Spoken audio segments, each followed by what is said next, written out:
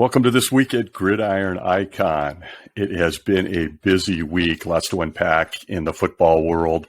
It's the week we've all been waiting for. Let's face it, college football started back on Saturday, actually before that, Thursday, Friday nights of last week.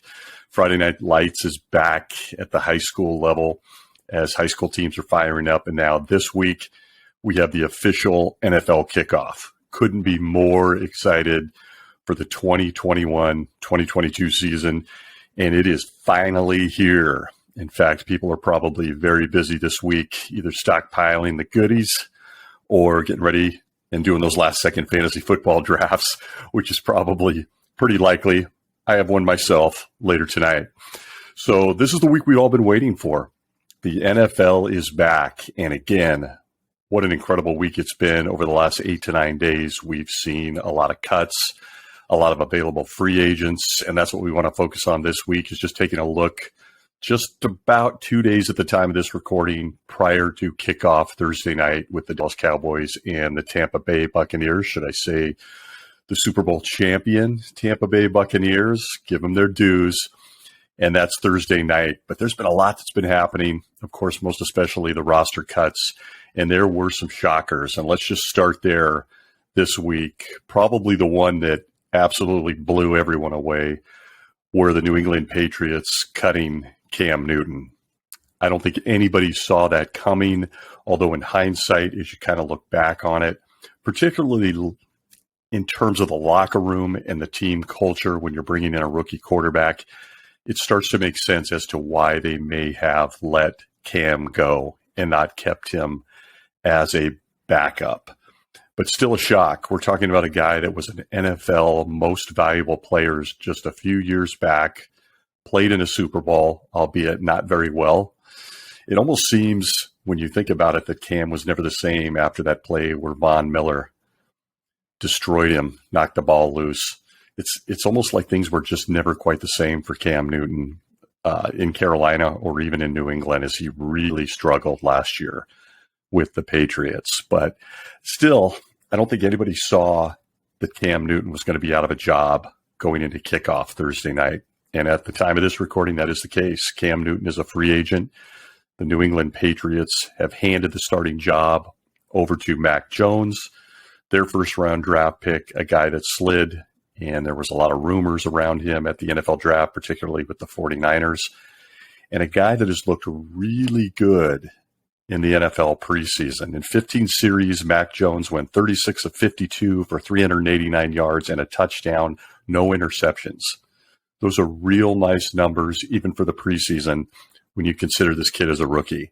And he just flat out beat out Cam Newton. In Cam's time, in 7 series, granted it was half as much, which you start to see that the Patriots were really counting on Cam Newton winning that job and being the starter. He got less time in the preseason with only 7 starts, but in those 7 starts, Newton went 14 of 21 for 162 yards with a touchdown and a pick.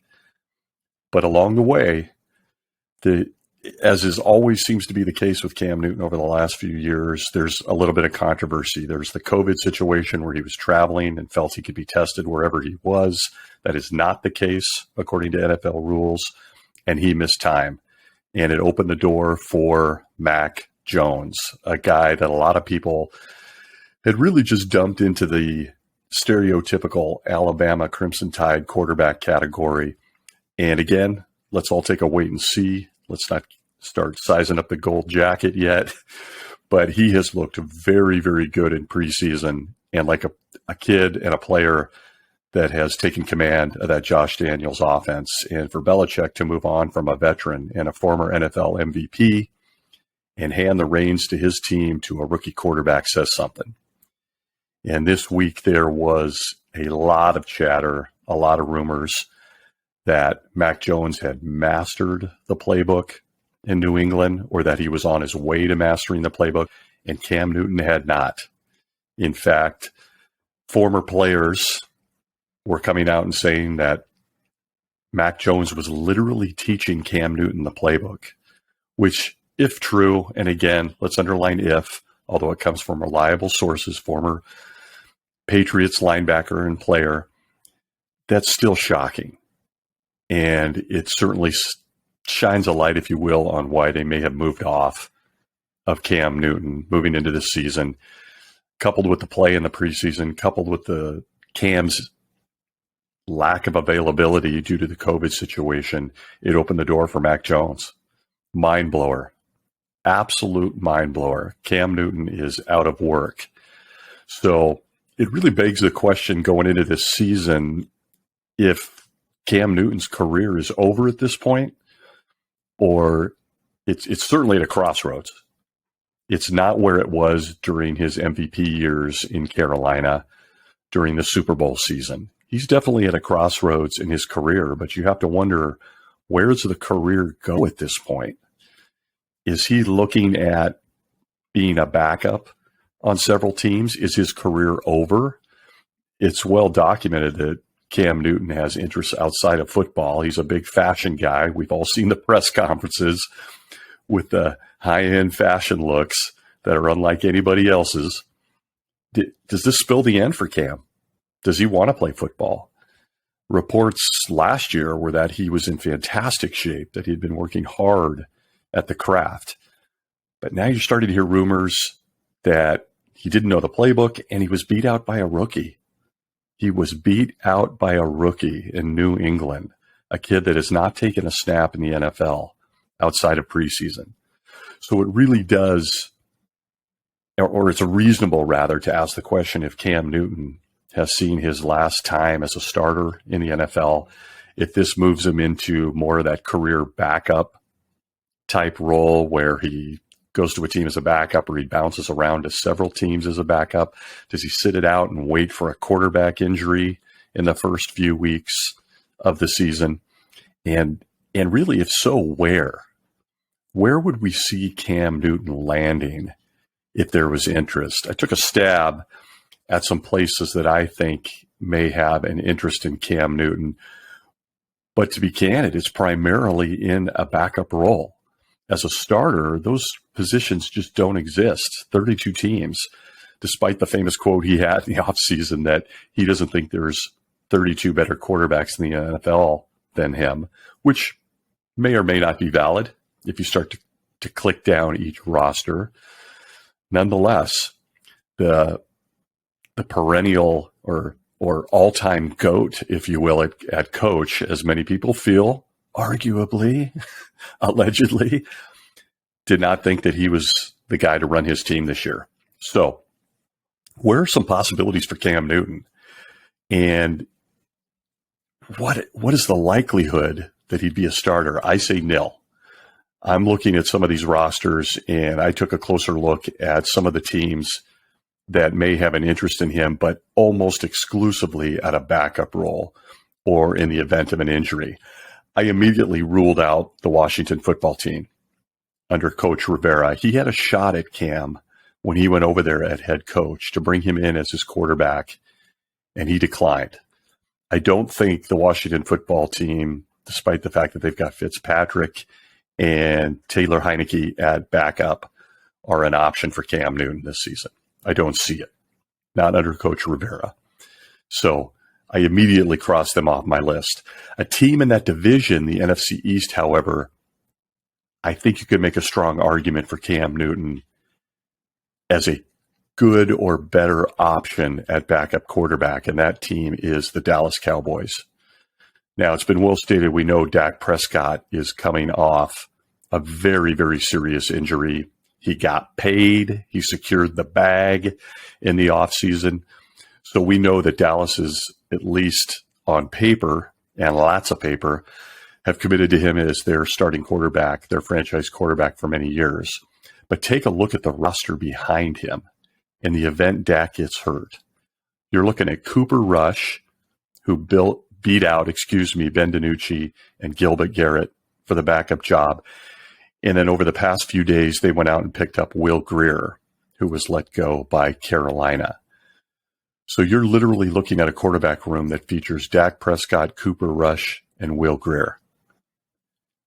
That's scary, considering where Dak is from a health standpoint. He says he's ready to go for Thursday night's game. We're all planning on seeing him. But let's face it, he's coming off a big injury. Does it make sense to bring in someone like Cam Newton, plug him into that backup spot, give that room some much-needed experience and some confidence in the event that Dak goes down? You can almost see where Cam would fit in that offense, too. I think most people feel that Cam, this guy included, is not the most accurate passer at this stage in his career. He's had the injuries to shoulders. And when you look at that room, or that offense, rather, excuse me, you're looking at a guy that could still run the ball.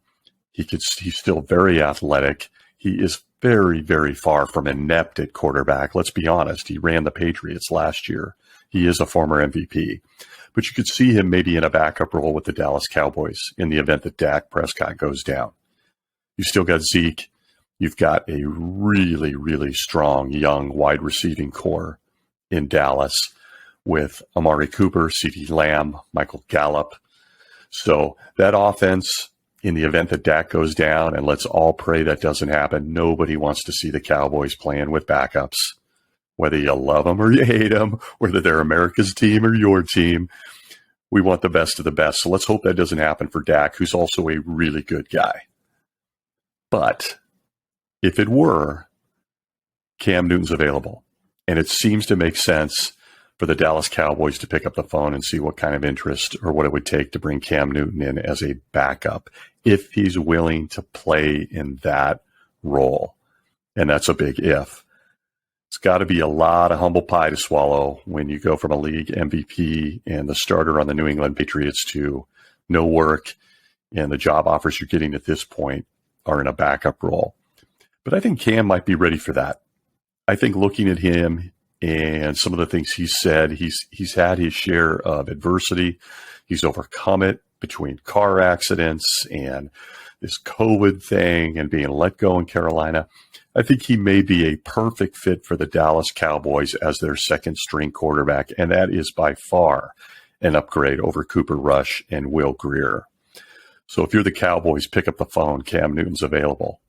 I think that when looking over these rosters, was my number one spot for Cam Newton to land as a backup. The other one that really caught my eye looking at post cuts, several rosters, and quarterback rooms was the Minnesota Vikings. This doesn't seem like a fit per se in that offense. Again, you've got dynamic playmakers, in Justin Jefferson, Adam Thielen. You have Dalvin Cook, arguably the best pure runner at the running back position in the NFL. But imagine if Kirk Cousins goes down. His backup currently on the depth chart is Kellen Mond, a rookie, and who did not, I might add, have a very good preseason run. He did not look good. Now let's hold off calling him a bust of a pick or a guy that can't play in the NFL. He's a rookie. But he didn't look good, not in the preseason. So again, if Kirk Cousins goes down, you're going to hand the reins to the Minnesota Vikings over to Kellen Mond? I think if you're Mike Zimmer, you're picking up that phone and at least checking in on Cam Newton. He would be a fit. They'd have to change the offense a bit to accommodate his style versus a more pure pocket passer, if you will, in Kirk Cousins. But he's certainly an upgrade in the quarterback room when you consider it goes Kirk Cousins, who, by the way, is unvaccinated. We've all seen the controversy surrounding that, because let's face it, availability is 99% of the job at quarterback if he's not there. You've got to hand the reins to this machine over to Kellen Mond. It doesn't make sense. You've got to pick up the phone and you've got to take a look at Cam Newton. You've got to take a look and see if it makes some sense to bring him into that quarterback room. And the Vikings aren't far. They seem to be one of those teams that if you're a diehard Viking fan, it's painful. You've got all these pieces. They never seem to gel at the right time. And there's, of course, been nothing but a love-hate narrative around Kirk Cousins since he came to Minnesota.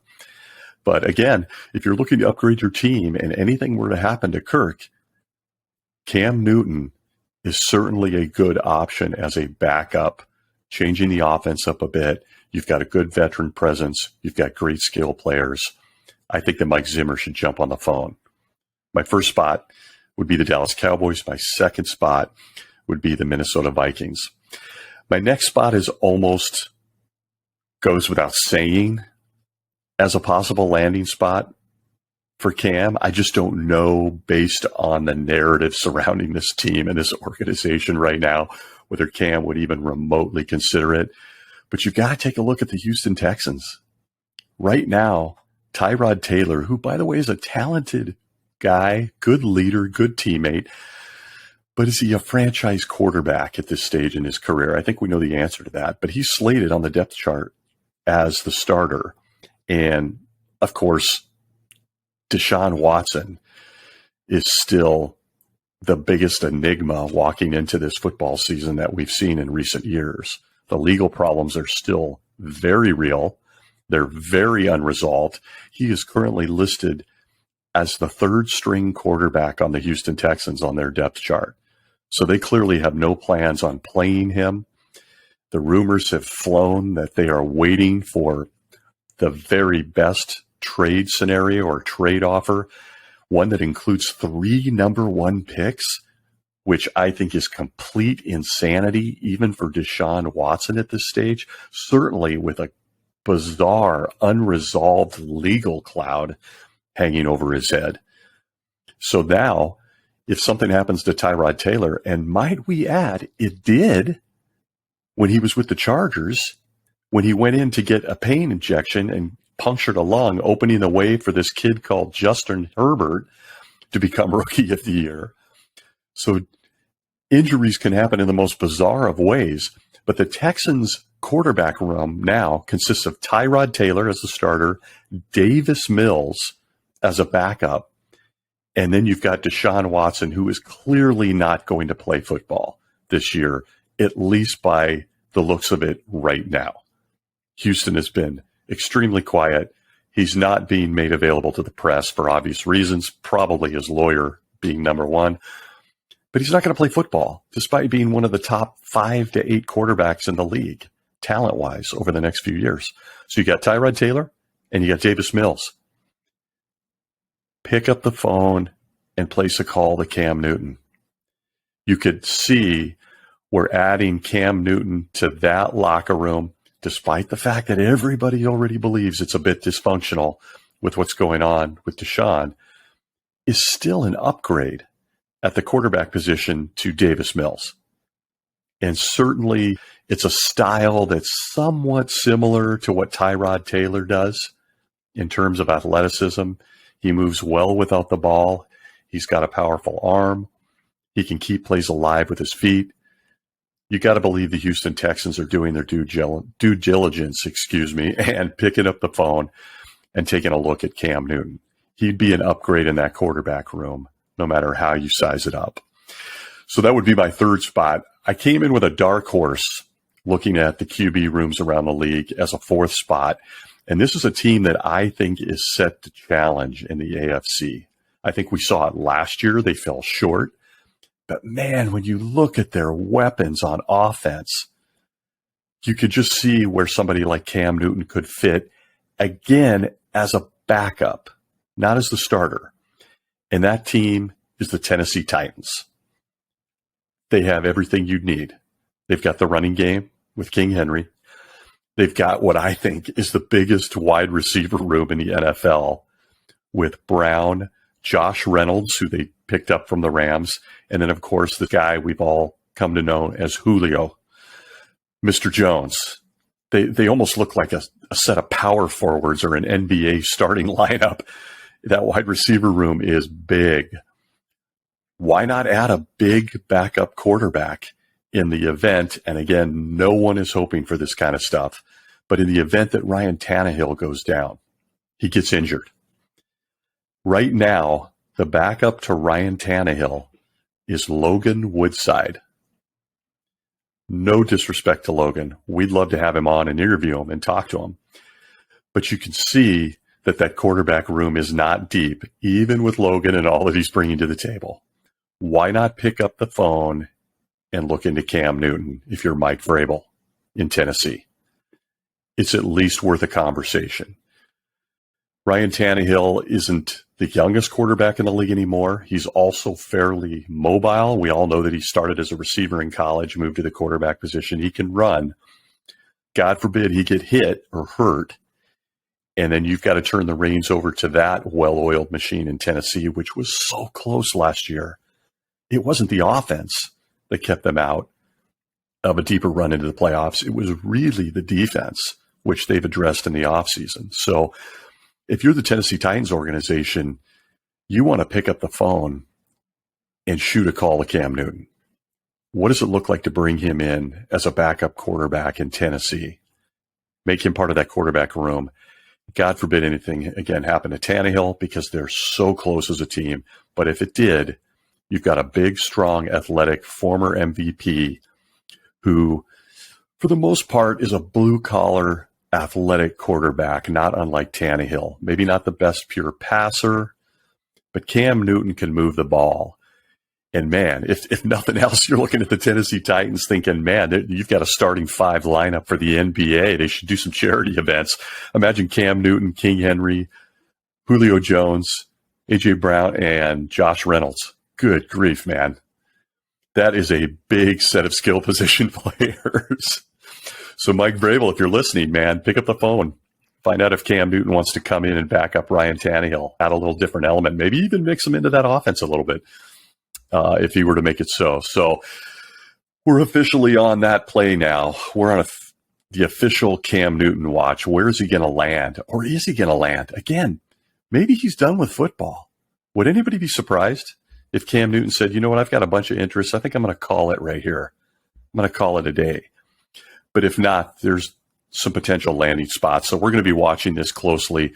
I think that was the most shocking cut that we saw. I don't think anybody saw that coming. I don't think anyone would have been shocked if he came in as a backup to Mac Jones and the Patriots kept him on the squad.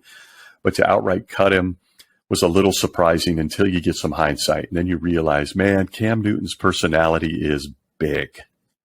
It's a big personality.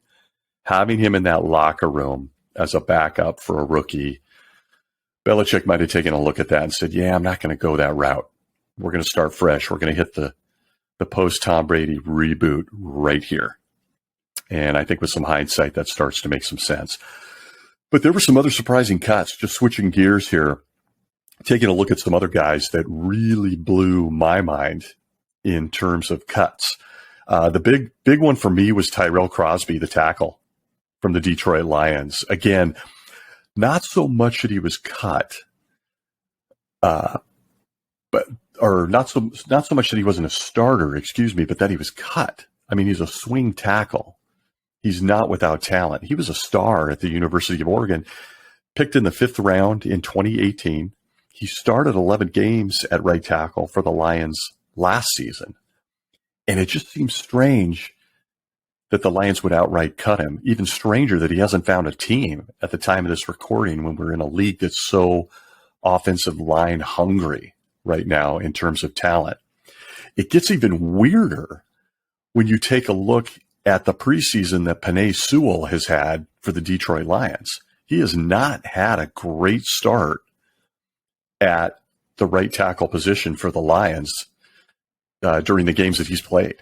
He has gotten real low grades. He has struggled. And there's some that are even calling him a bust already. I'm going to hold back on that maybe he's more of a guard. But it's surprising that they would just let Tyrell Crosby go. Again, you have to wonder if this is part of a cultural thing in the locker room, that they don't want the former starter from that position dangling around or hanging around the locker room when you got a rookie that's trying to learn the position. And want to know, too, that Penei Sewell played left tackle at Oregon. So he's playing in a new position. He took a year off from COVID, so he's playing his first game action in almost a year. So we're holding off on any kind of bust status with Penei Sewell.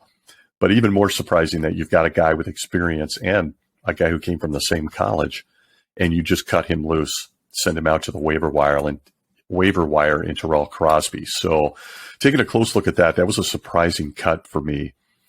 Another one that, again, we don't have any insight on at this point, but didn't see it coming, was the abrupt retirement of Malcolm Butler, the corner in Arizona. Now, all we know is that there's personal reasons behind it. We're not even going to try to guess what that is. Wishing him the best. Certainly a Super Bowl hero with his interception of Russell Wilson a few years back in the Super Bowl to lock up that win again for Tom Brady. But still surprising to see him at 31 just abruptly retire. And it'll be interesting to see if that sticks. He, of course, would be the property of the Arizona Cardinals. He came over from the Tennessee Titans last year after 4 interceptions with them. We'll take a look at that one, but a little bit surprising. Staying in the defensive backfield in terms of cuts, another big surprise was Desmond Trufant with the Bears. To see him cut just 5 years removed from Pro Bowl status, or Pro Bowl status, right? And to see him let go after a fairly solid preseason in camp was a little bit surprising. Of course, at the time of this recording, he has already signed a deal with the New Orleans Saints, so they have went out and grabbed him, but didn't see that coming with the Chicago Bears. And then I think in one of the weirdest stories during cut week, the Detroit Lions decided to just jettison both of their kickers, and for several days had absolutely no kicker on their roster. Must have been a real interesting special teams room there for the Detroit Lions. Since then, they've grabbed the former Cincinnati Bengal, Austin Seibert, off waivers and have signed him as their kicker. But it's not every day that you see a coach say, yeah, we've been through all the camp, we've been through all the preseason. I think we're going to hit the eject button on both of these kickers. And they had to go out and grab somebody off waivers. So congratulations, Austin Seibert. Sorry to the 2 guys that were launched by Detroit. But Dan Campbell out there in Detroit is taking no prisoners in 2021, 2022. He is sticking to his personality and his plan. And he didn't like his kickers, and they were gone. It was an interesting move for a few days and was a top story there in the NFL. And finally, my last one, in terms of surprises, and there were several, but these were my top 5, was the Philadelphia Eagles parting ways with Travis Fulgum, who was their leading receiver last year. He was the Giants' 6th-round pick in 2019. He came over to Philadelphia, led them in receiving, caught 29 passes for 435 yards and 4 touchdowns over a 5-game span that really seemed to solidify his value in that receiver room with Philadelphia, but not so. They actually cut him, and then within the allotted time, they brought him back and signed him to the practice squad. But it was a little surprising that the Eagles would move off a guy that had that kind of experience and led their team in receptions during a really rough year last year. Of course, they brought in Devontae Smith, the Heisman winner from Alabama, who is going to be an outstanding route runner. Still, you could have seen a world where Fulgum played in the number 2 or number 3 slot. Not so. He is now on the practice squad. So those were some of the most surprising cuts from cut week. And have really wanted to do an entire show just kind of walking through what some of the repercussions were with that, some of the big names, and how it impacted those teams. But I think the Cam Newton thing just shot that thing down and just became a top story. It's just not often that you see someone who was a starter the following year, a former MVP, a former Super Bowl quarterback, let go like that just so suddenly, not even to be kept in the backup role. But some surprising cuts, as there always are during that week in the NFL season. I think what's interesting, too, to take a look at are some of the names still available in free agency, just 48 hours from kickoff the NFL season. And some of these names, granted, football's a tough game. We all know you've got on average, a 2 to 3 year shelf life as an average football player. So that's why when you see somebody like a Tom Brady, who's 20 plus years in the NFL, it's such an incredible accomplishment because it's just not a game that has a lot of long-lasting, long careers attached to it. But some of the names that are still sitting out there available in free agency are a shocker. One of the ones that I find most interesting, and for all the biased reasons you would expect as a Rams fan, is Todd Gurley. Absolutely hate how this career has ended up, and I'm really, really rooting for Todd to connect with a team, get on a team. He's got a lot to offer, particularly in the red zone. He's been stellar inside the red zone, particularly at scoring touchdowns during his career, but he's still just 27 years old, but without a team 48 hours before kickoff. And that sucks. That just sucks. Good guy, good community guy, incredible talent. And his body has clearly betrayed him a little bit, his knees. So it looks like he is still available, and it'll be interesting to see where he may latch on. He's had some conversations, the rumor mill at least, is that he's had conversations with the Ravens and the Detroit Lions at different times during the offseason. So the Ravens just lost J.K. Dobbins, was really looking to see if they would bring in Todd to back up Gus Williams and some of the guys up there in Baltimore. So I'm keeping an eye on that. Also surprising to see Adrian Peterson, despite his age, 36 years old, still available. Looked like a very, very serviceable, strong, solid back in Washington over his time there, but still out there. And then again, in one of the weirdest stories in recent years, Le'Veon Bell. What a strange story. Tried to hold out to get that money, which, might I add, is understandable. These three names, Todd Gurley, Adrian Peterson, Le'Veon Bell, these are young. Of course, Peterson was at one point. He's older now. Young running backs. Bell is 29, Gurley's 27. You can see why running backs want to lock in that second contract the way they do. Who would have guessed 3-4 years ago that Todd Gurley and Le'Veon Bell would not have a home 48 hours before kickoff? But they're sitting out there. Serviceable, strong running backs, still have something to give. This side of 30, unbelievable. So, interesting free agent names still available. And then just to wrap it up, three names that I think are big, and I'm a little bit surprised. One of them not so much based on personal decisions, and that one being Larry Fitzgerald, who says at this point in time, he's just not interested in playing football right now. But if he came back, I think it's pretty obvious he would go to his lifelong team, the Arizona Cardinals. But as of right now, not playing football, hasn't been in camp, hasn't played in preseason, hasn't shown any interest. But Larry Fitzgerald, available. And then a couple of other names that are two guys that are not without controversy, but still have the talent to make NFL rosters that I'm a little surprised are still without homes. And that is Richard Sherman. Of course, a few weeks back, he had a lot of troubles, and he's dealing with some personal stuff, and we wish him the best. Good community guy, but a controversial guy. We like our controversial people too. Is still available at corner.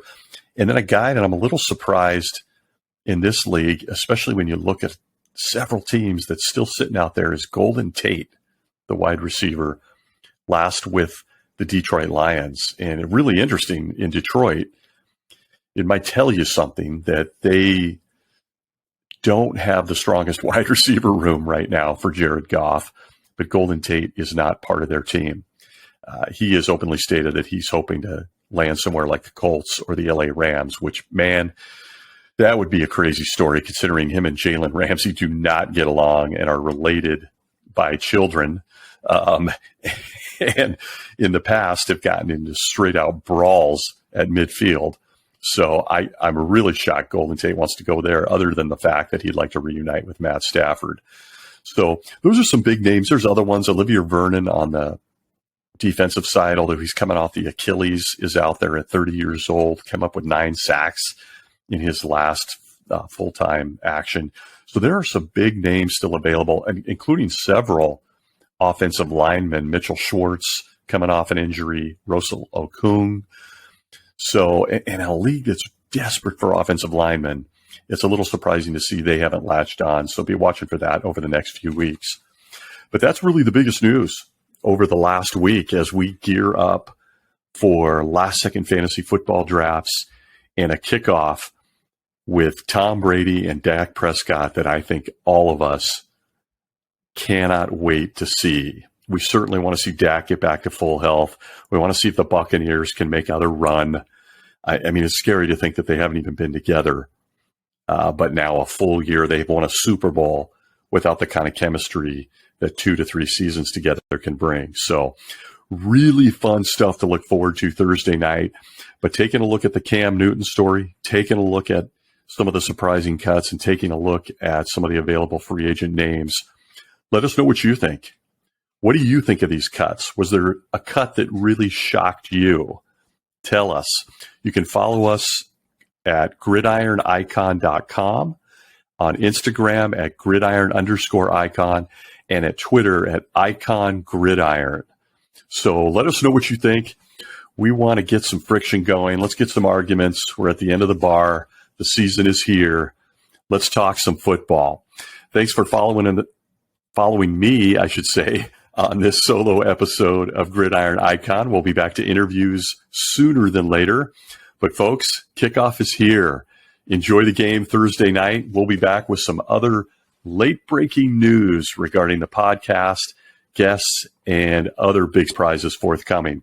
Thanks again for following us this week. And again, follow us at gridironicon.com and hit and subscribe. We always appreciate that. Thanks again, and good luck. We'll see you after the ball is kicked off the tee.